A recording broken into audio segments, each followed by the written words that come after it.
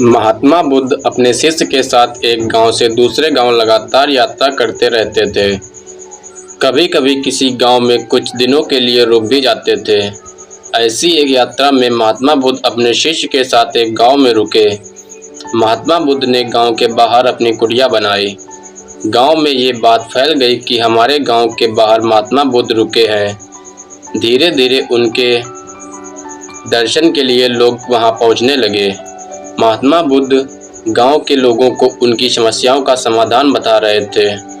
महात्मा बुद्ध के प्रवचनों की वजह से बहुत ही कम समय में वे उस गांव में काफ़ी प्रसिद्ध हो गए। बुद्ध की प्रसिद्धि देखकर गांव का एक ब्राह्मण चिंतित हो गया। ब्राह्मण सोच रहा था कि अगर लोग ऐसे ही महात्मा बुद्ध के पास जाने लगेंगे तो उसका वर्चस्व खत्म हो जाएगा।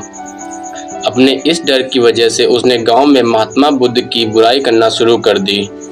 वह बुद्ध के बारे में बुरी बुरी बातें प्रचारित करने लगा। एक दिन महात्मा बुद्ध के शिष्य को सारी बातें मालूम हुई।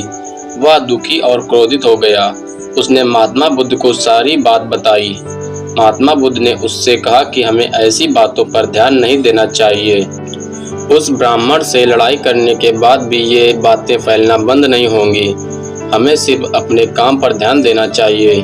ये बातें सुनकर शिष्य संतुष्ट नहीं हुआ। महात्मा बुद्ध समझ गए कि शिष्य का मन शांत नहीं हुआ है। उन्होंने एक प्रसंग शिष्य को बताया। बुद्ध बोले कि एक हाथी जंगल छोड़कर गांव में आ गया। गांव के कुत्ते हाथी को देखकर भौंक रहे थे, लेकिन हाथी अपने मस्त चाल में आगे बढ़ रहा था। उस पर कुत्तों के भौंकने का कोई असर नहीं हो रहा था।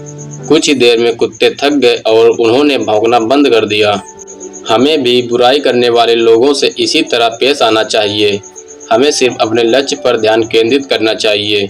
अपना काम ईमानदारी से करते रहेंगे तो एक दिन लोगों को मालूम हो जाएगा कि हमारे लिए फैलाई गई बुरी बातें गलत हैं। शिष्य महात्मा बुद्ध की ये बातें सुनकर संतुष्ट हो गया और अपने काम में लग गया। इस प्रसंग से हमें ये सीख मिलती है कि हमें भी उन लोगों पर ध्यान नहीं देना चाहिए जो हमारी बुराई करते हैं। बुरी बातों की वजह से हमारा आत्मविश्वास कमज़ोर हो सकता है।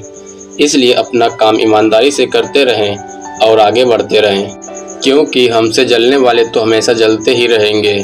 दोस्तों, आज के लिए बस इतना ही। मिलते हैं किसी नेक्स्ट इंटरेस्टिंग वीडियो के साथ। तब तक के लिए अपना और अपनों का ख्याल रखना। जय हिंद दोस्तों एंड वंदे मातरम।